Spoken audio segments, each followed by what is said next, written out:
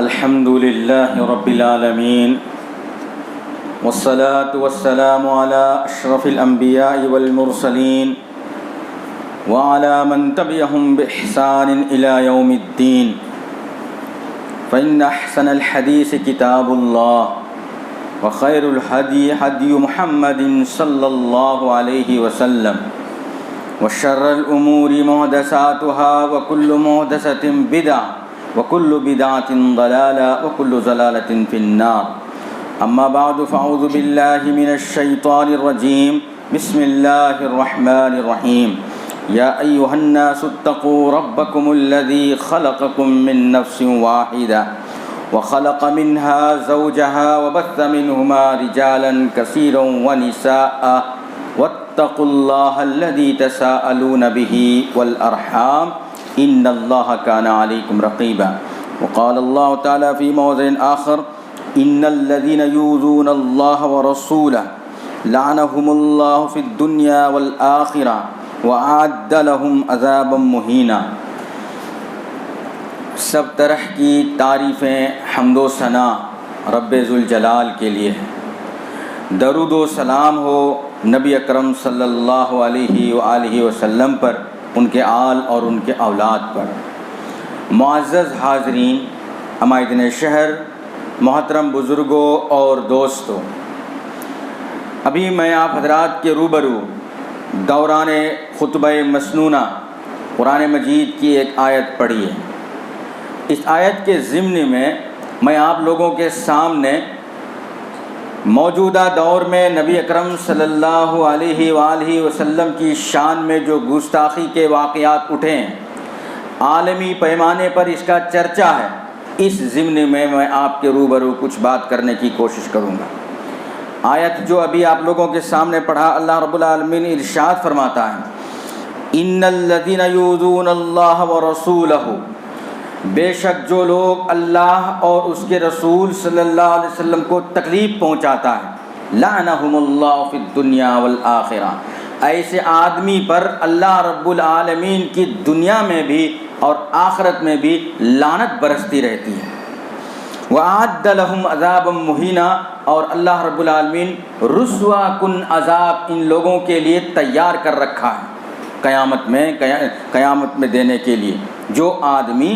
اللہ کے ساتھ اور اس کے رسول صلی اللہ علیہ وسلم کے ساتھ کسی قسم کی کوئی گستاخی کرے، توہین کرے، تکلیف پہنچائے، ایسے لوگوں کے لیے۔ معزز حاضرین، یہ یاد رکھیں کہ جو بھی کلمہ پڑھتے ہیں مسلمان، جو بھی مسلمان ہو، عقائد کے لحاظ سے یا ان کے علم کے لحاظ سے جہاں تک بھی ان کی پہنچ ہو، اس سے ہٹ کر بحیثیت مسلمان ہر آدمی کے دل میں فطری طور پر اللہ رب العالمین نے نبی اکرم صلی اللہ علیہ وسلم کے متعلق وہ محبت اور الفت بسا دیا ہے کہ کوئی مسلمان نبی اکرم صلی اللہ علیہ وسلم کے خلاف ایک لفظ سننا نہیں پسند کرتا، چاہے وہ ادنا درجہ عقیدے کے لحاظ سے کمتری کیوں نہ ہو، لیکن محبت اللہ رب العالمین نے ہر مسلمان کو نبی اکرم صلی اللہ علیہ وسلم کے متعلق ڈال دیا ہے۔ آپ صلی اللہ علیہ وسلم کے اخلاق سے، آپ کے کردار سے، چال و چلن سے، اٹھنے بیٹھنے سے، معاملات میں، لین دین میں، بول چال میں، ہر معاملات میں نبی اکرم صلی اللہ علیہ وسلم سے ہم مسلمانوں کو محبت اللہ رب العالمین کی طرف سے فطری طور پر اتار دیا گیا ہے، ڈال دیا گیا ہے۔ جو آدمی، جو قرآن مجید کی جو آیت ابھی میں پڑھا کہ جو تکلیف دیتے ہیں، اس کا انجام آخرت میں اللہ رب العالمین نے بڑا بھیانک کر کے رکھا ہے۔ ایک تو تکلیف دینا، دوسری چیز گستاخی کرنا۔ تکلیف دینا اور گستاخی کرنے میں یہ مطلب ہے کہ ایک آدمی خلاف بولتے ہیں یا ان کی بات کو نہیں مان رہے ہیں، ان کے خلاف کچھ سازش رچ رہے ہیں، یہ سب تکلیف دے رہے ہیں نبی اکرم صلی اللہ علیہ وسلم۔ گستاخی کیا ہے؟ نہ ان کا لحاظ کرتے ہیں، نہ عزت کرتے ہیں، نہ کچھ کہا جائے ان کو سنتے ہیں، یہ سب چیز گستاخی ہے۔ مثال کے طور پر کسی کا باپ اپنے بیٹے کو پانی کے لیے مطالبہ کرے، مجھے ایک گلاس پانی دیجیے، وہ نہیں دیتا ہے بچہ، کیا گستاخ اولاد ہے فلانے کی، اپنے باپ کو بھی پانی نہیں دیتے ہیں۔ روگردانی کرنا، نافرمانی کرنا اور جواب دینا بڑوں کو، اس کو گستاخی کہا جاتا ہے۔ تو یہ گستاخی جو کرتے ہیں اس کی دنیا میں بھی اللہ رب العالمین عذاب دے دیتا ہے، دنیا میں بھی اللہ رب العالمین عذاب دے دیتا ہے۔ اور آخرت میں اس کے لیے یہ نہیں کہ دنیا میں عذاب دیتے تو آخرت میں چھوڑ دیں گے، وہاں پر بھی ہے۔ نبی اکرم صلی اللہ علیہ وسلم کے زمانے میں اہل کتاب میں سے ایک آدمی نے اسلام قبول کیا، صحیح بخاری کی روایت ہے۔ اہل کتاب میں سے، عیسائی میں سے ایک آدمی نے اسلام قبول کیا، اور اللہ کے رسول صلی اللہ علیہ وسلم کی صحبت میں رہ کر کے وہ اتنی محبت کرنے لگے نبی اکرم صلی اللہ علیہ وسلم سے، اور پڑھے لکھے تھے، سمجھدار تھے۔ اللہ کے رسول صلی اللہ علیہ وسلم نے کاتب وحی کا درجہ دیا، یعنی نبی اکرم صلی اللہ علیہ وسلم پر جو وحی نازل ہوا کرتا تھا وہ سب لکھ لیا کرتے تھے، لکھتے تھے، کاتب وحی تھے جنہوں نے اسلام قبول کیا۔ کچھ دنوں کے بعد شیطان کی سازش یا توفیق اللہ رب العالمین نے اسے چھین لیا، مرتد ہو گئے، بدل گیا، اسلام سے پھر گیا، کاتب وحی، اتنا بڑا درجہ۔ پھر جانے کے بعد میں بڑی گستاخیانہ الفاظ اللہ کے رسول صلی اللہ علیہ وسلم کے شان میں کہنے لگا، نبی اکرم صلی اللہ علیہ وسلم کے متعلق۔ جو وحی نازل ہوتی تھی اس میں کٹوتی کر دیا کرتا تھا، جو مجھے لکھنے کے لیے کہتے تھے میں نہیں لکھتا تھا، یہ سب چیز بولنا شروع کر دیا، حالانکہ یہ ہوا ہی نہیں ہے۔ اللہ رب العالمین نے اپنے وحی کی، قرآن مجید کی، نبی اکرم صلی اللہ علیہ وسلم کی احادیث کی حفاظت کی بڑی سخت نگرانی کی ہے، اور اس میں کوئی کٹوتی، کمی بیشی کسی کے مجال نہیں ہے۔ کر دے قرآن مجید کی آیات میں وہ الزام لگا رہے تھے نبی اکرم صلی اللہ علیہ وسلم پر مرتد ہو جانے کے بعد ان کے خلاف بولنے کے لیے، یہ گستاخی۔ جب اس کی موت ہوئی، جو مرتد ہو گئے تھے اسلام سے، اس کے ماننے والوں نے، اس کے خاندان والوں نے مرنے کے بعد قبر کھود کر اس میں ڈال دیا۔ شام کے وقت جب دیکھا گیا کہ خود بخود اس کی لاش باہر مٹی پر پڑی ہوئی ہے، دوسرے دن اور بھی زیادہ گڑھا کھود کر کے اور زیادہ گڑھا کر کے پھر ڈالا گیا قبر میں، پھر بھی شام کے وقت ان کی لاش زمین سے، اس کی لاش زمین سے باہر۔ تیسرے دن حتی الوسع، جتنی ہو سکے اتنی کوشش کر کے گڑھا کھودا، اور پھر بھی اس کی لاش باہر ہی رہی، پھر بھی اس کی لاش باہر ہی رہی۔ دنیا میں ایسا رسوا کن عذاب اللہ رب العالمین گستاخی کرنے والوں کو دیتا ہے۔ مٹی پھینک کر کے، بعد میں گڑھا کھودے بغیر مٹی پھینک کر کے، بالو وغیرہ پھینک کر کے اس کی لاش کو بند کیا گیا۔ آخر میں قبر نے انکار کر دیا، زمین نے اس کی لاش کو اپنے اندر سمونے سے انکار کر دیا، لینے سے انکار کر دیا۔ گستاخ لوگوں کی ایسے ہی سزا ہوتی ہے۔ ایک اور چیز یاد رکھیں کہ آئے دن، یہ پہلا مسئلہ نہیں ہے کہ اس وقت جو عالمی پیمانے پر ورلڈ لیول میں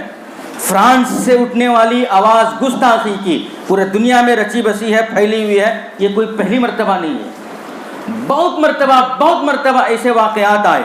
میں آپ لوگوں کو اللہ کے نبی صلی اللہ علیہ وسلم کی عہد نبوت میں لے کر کے چلتا ہوں۔ عہد نبوت سے بھی آگے بڑھیں،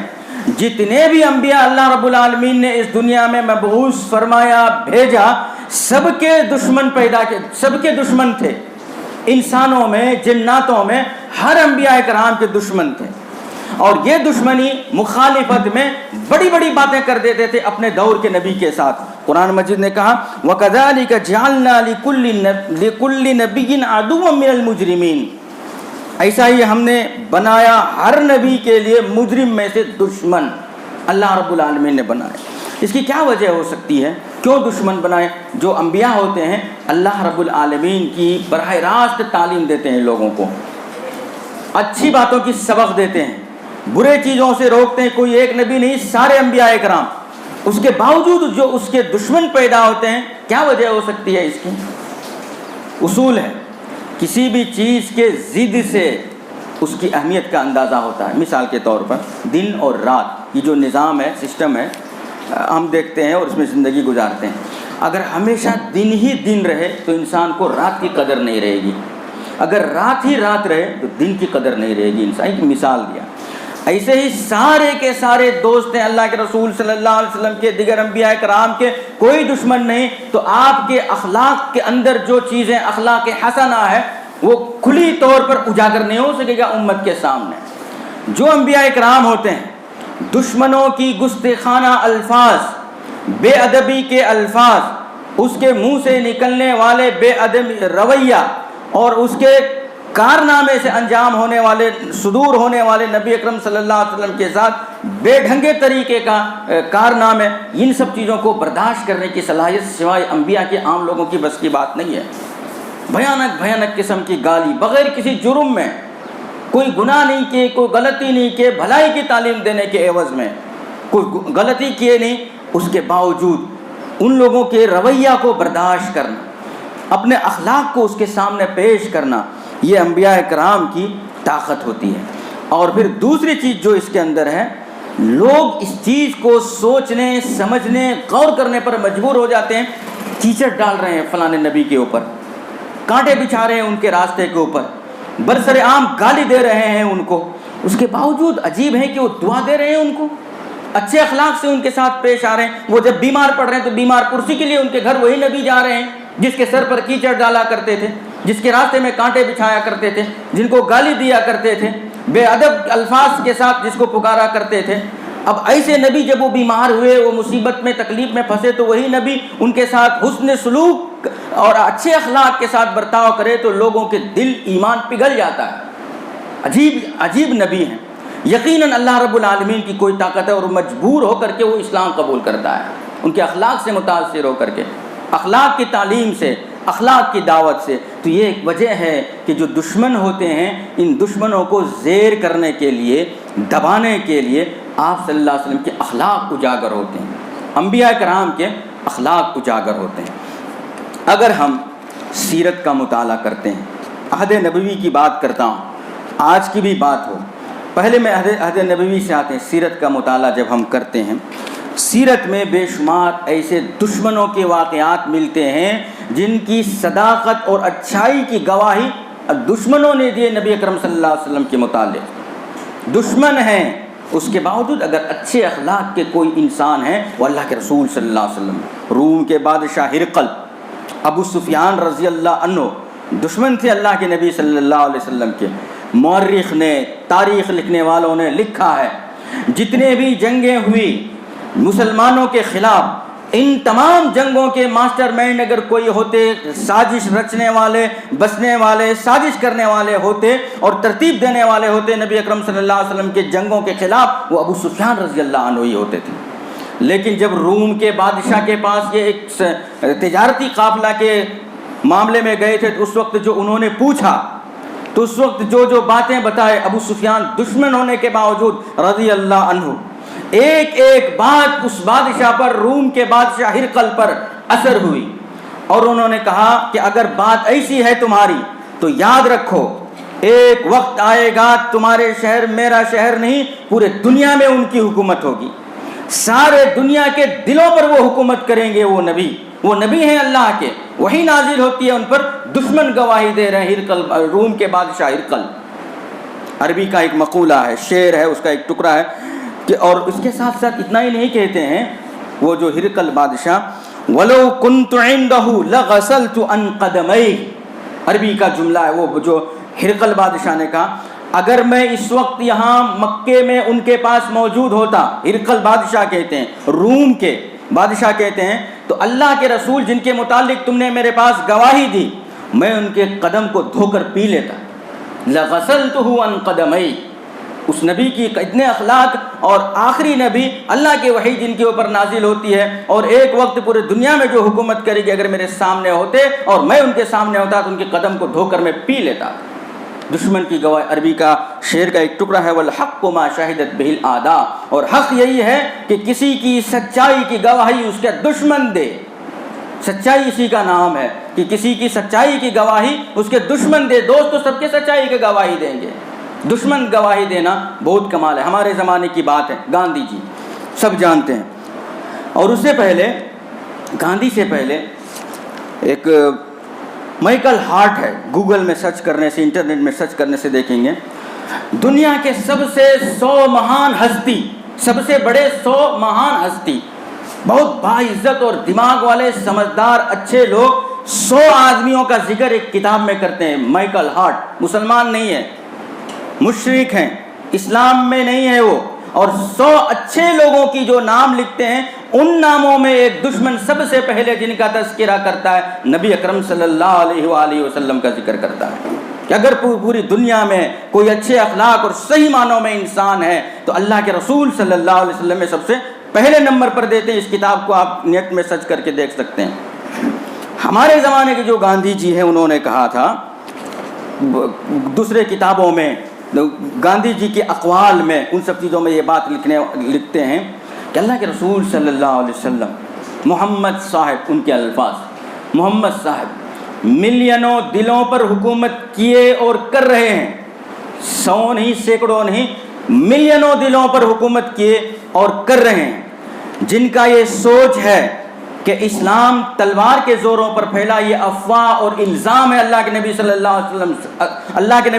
وسلم پر، بلکہ اسلام اگر پھیلا تو محمد صاحب کے اخلاق اور کردار سے پھیلا، جو کہ ملینوں دلوں کے حاکم بن گئے ہو اور حکومت کر رہے ہیں۔ وہ دشمن کی گواہی،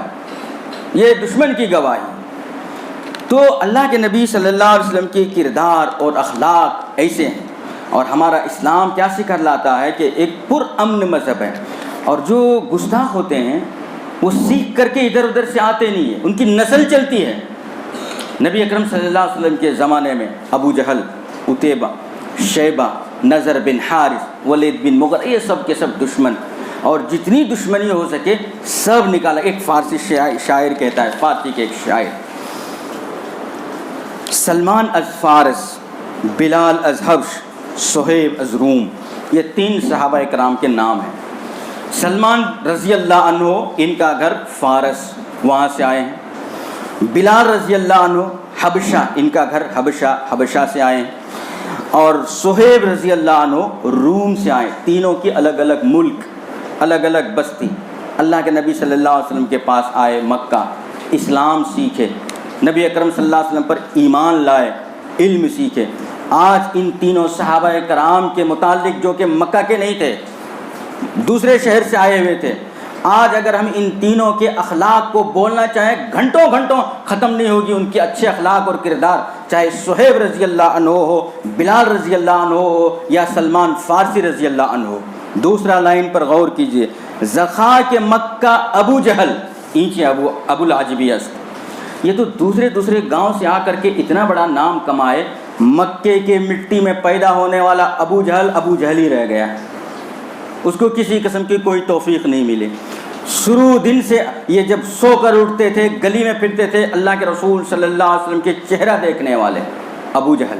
چہرہ دیکھنے والا، ان کے ساتھ بات کرنے والا، اس کے باوجود توفیق نہیں ملی، جو کہ مکے کے سرزمین میں پیدا ہوا تھا۔ اور اٹھائیں ابو لہب، یہ ابو جہل تو کم سے کم بستی والا تھا۔ ابو لہب آپ صلی اللہ علیہ وسلم کا رشتہ دار۔ ابو جہل نے نبی صلی اللہ علیہ وسلم کے متعلق جتنی تکلیف اور جتنی تکلیفیں پہنچانا، دشمنی کرنا، بھڑاس نکالنا، سارے نکال لیا، لیکن یہی ابو لہب جو ہے یہ سب تو کیا ہے، ابو لہب بھی کیا، لیکن انہوں نے گستاخی بھی کیا۔ ابو لہب مکے کی مٹی میں پیدا ہوا انسان، گستاخی کیا۔ اور ایک چیز اور یاد رکھے اس چیز میں کہ ابو جہل جو ہے بستی والا، ابو لہب نبی اکرم صلی اللہ علیہ وسلم کا رشتہ دار۔ دنیا کا عام طور پر اصول ہے، ایسا ہی ہوتا ہے، یہ بات نہیں ہے، کسی خاندان میں کوئی فرد، ان کی شہرت ہو جائے، اچھی تعلیم ہے، ان کی بات اچھے ہیں، لوگ پسند کرنے لگے، اس کے پہلے جو دشمن ہے اس کے گھر میں پیدا ہوتے ہیں، ان کی اچھائی کو جو انکار کرنے والے تھے گھر میں ہوتے ہیں، اور جتنی گستاخی کرنے والے اس کے گھر میں رہتے ہیں۔ ایسا ہی نبی اکرم صلی اللہ علیہ وسلم کے ساتھ دیکھیں کہ ابو لہب جتنی تکلیف دینی تھی، جتنی گستاخی کرنی تھی، سارا کیا ابو لہب نے، لیکن گستاخی جو کرتا ہے اللہ رب العالمین اس کو دنیا میں بھی عذاب دے دیتا ہے، اور آخرت میں تو ہے۔ ابو لہب جو موت مرا، یہ کوئی اچھی موت نہیں مرا، مگر ایک لحاظ سے دیکھا جائے تو وہ میدان میں مرا، میدان جنگ میں مرا۔ اور یہ بھی نبی صلی اللہ علیہ وسلم کی شان میں، ان کے شان میں گستاخی کرنے، خلاف بولنے، تکلیف پہنچانے میں کوئی کسر نہیں رکھتا تھا۔ یہ ابو جہل کی بات۔ لیکن جو ابو جہل کو موت آئی، تاریخ ہم پڑھیں گے، اتنی بھیانک، اتنی دردناک اور اتنی خطرناک موت آئی کہ آخر میں اس کا بیٹا، اولاد اس کے قریب جانے سے انکار کر دیا۔ سڑی بدبو آتی تھی اس کے جسم سے، پوری بستی، پورے محلہ پریشان اس سے، حتیٰ کہ لوگ اس کے بچے کو لعنت کرنے لگے،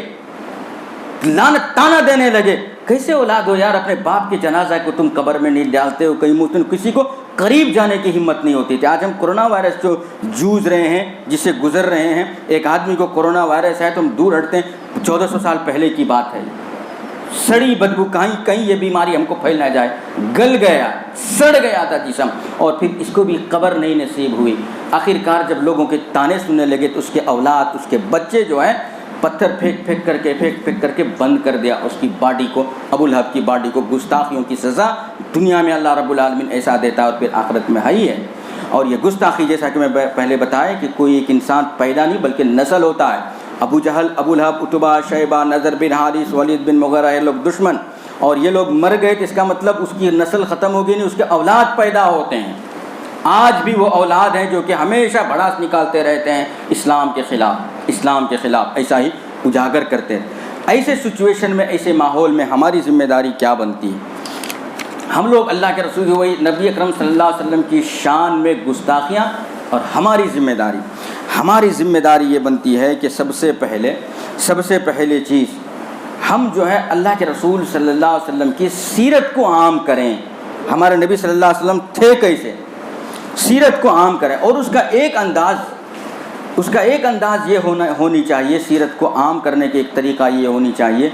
ہمارے نبی کی خلاف، محمد صلی اللہ علیہ وسلم کی خلاف گستاخی ہوئی اس لیے ہم یہ کر رہے ہیں،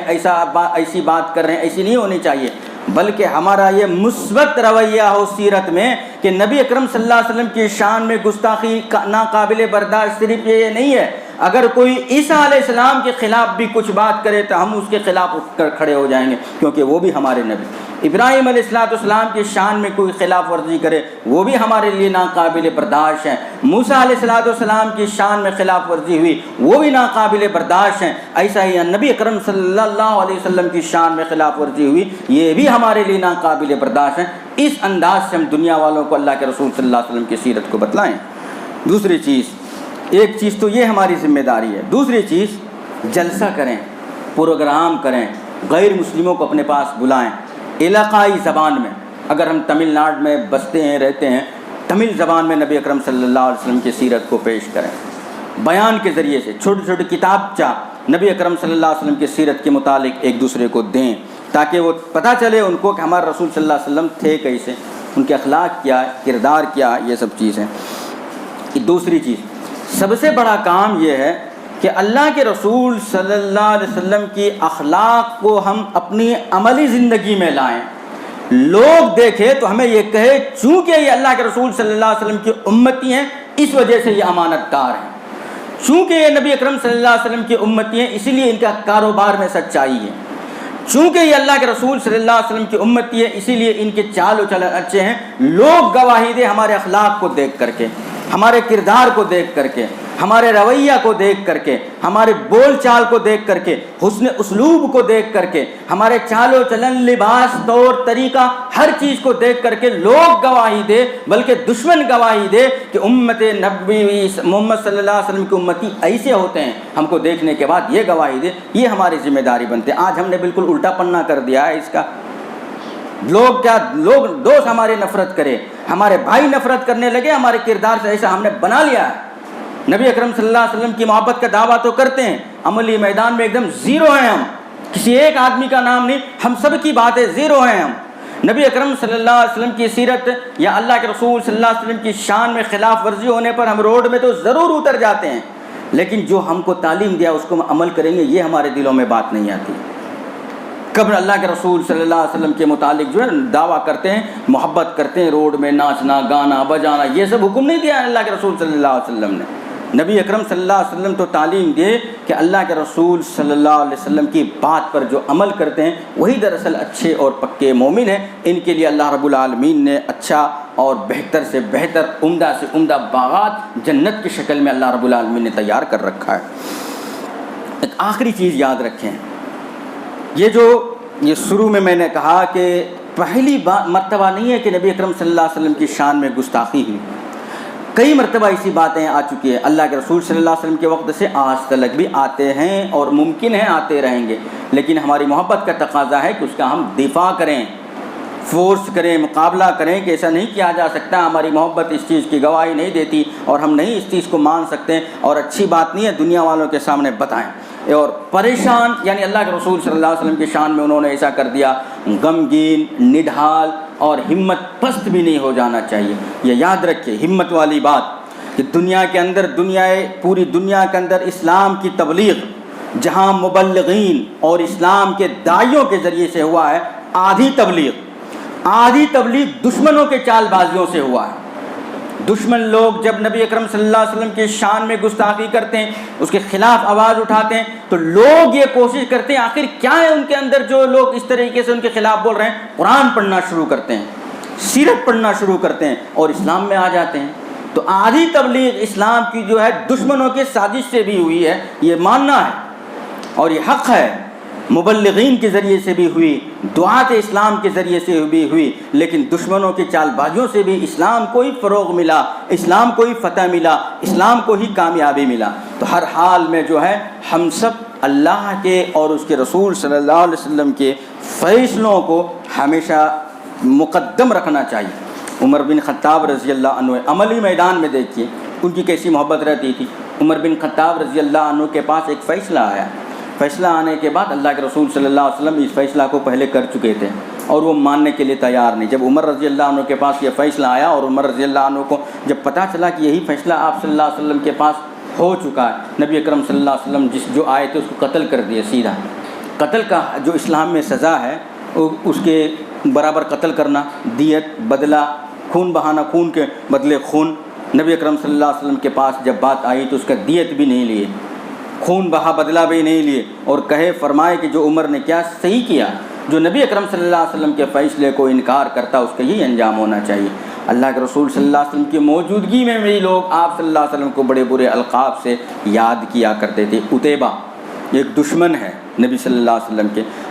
بڑے تنگ کرتے تھے، بڑی تکلیف دیا کرتے تھے۔ نبی اکرم صلی اللہ علیہ وسلم ان سے عاجز تھے۔ آپ صلی اللہ علیہ وسلم اللہ کے حضور دعا مانگتے ہیں کہ اے اللہ سلط علیہم کلب من کلابک، تو اپنی جانب سے ایک کتوں میں سے ایک کتا اس کے پیچھے مسلط کر دے۔ آخر میں وہ کتے کی موت مرا تھا، ایک شیر نے اس کو چیر پاڑ کر کے، بہت زیادہ حفاظتی نگرانی رہنے کے باوجود ایک سفر میں ایک شیر نے چیر پھاڑ کر کے بوٹی بوٹی کر کے رکھ دیا ہوا تھا عتیبہ کو، جو نبی صلی اللہ علیہ وسلم کی شان میں گستاخی کرتا ہے۔ ان سب لوگوں کی یہی انجام ہوتا ہے۔ تو اللہ رب العالمین سے ہم ایک چیز تو مقابلہ کرنا نبی اکرم صلی اللہ علیہ وسلم کی شان میں کوئی بات ہے، آخری چیز جو اس واقعہ سے ہم پتہ چلتا، بد دعا کر سکتے ہیں۔ جنہوں نے نبی صلی اللہ علیہ وسلم کی شان میں گستاخی کی اس کے خلاف اللہ کے حضور بد دعا کر سکتے، جو اس واقعہ سے پتہ چلا۔ عتیبہ نے جو تکلیف دیا، کتوں کو مسلط کر دے، فرانس سے حکومت سے کتے مسلط کر دے، اس پر بد دعا کرنا چاہیے۔ نبی صلی اللہ علیہ وسلم کی تعلیم سے ہمیں یہ سبق ملتا ہے۔ تو اللہ رب العالمین سے دعا ہے کہ اللہ رب العالمین ہمیں ان باتوں پر کہنے، سننے، عمل کرنے اس کی توفیق عطا فرمائے۔ اللہ کے رسول صلی اللہ علیہ وسلم کو سیرت کو اپنی زندگی میں لانے کی توفیق عطا فرمائے، نبی صلی اللہ علیہ وسلم کے پیغامات کو پڑھنے، اس پر عمل کرنے کی توفیق عطا فرمائے، آپ صلی اللہ علیہ وسلم کے بتائے ہوئے طریق پر چلنے کی ہمیں توفیق عطا فرمائے۔ آمین وآخر دعوانا ان الحمد للہ رب العالمین۔ بارک اللہ لنا ولکم فی القرآن المجید ونفعنا بالذکر والآیات الحکیم، انہ تعالی جواد کریم ملک بر رؤوف رحیم۔